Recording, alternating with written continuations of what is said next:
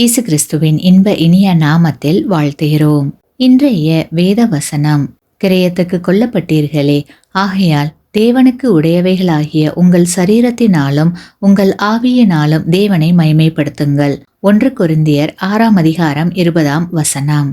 Today's Bible verse. For you were bought at a price, therefore glorify God in your body and in your spirit, which are God's. 1 Corinthians chapter 6 verse 20. நம்முடைய பிதாவாகிய தேவன் நம்மை உண்டாக்கினார். நாமோ தவறு செய்து அவரை விட்டு தூரம் போனோம்.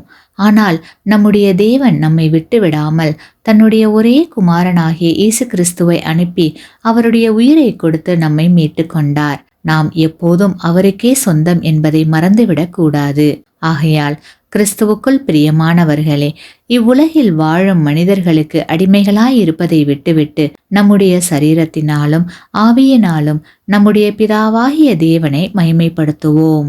ஆமேன்.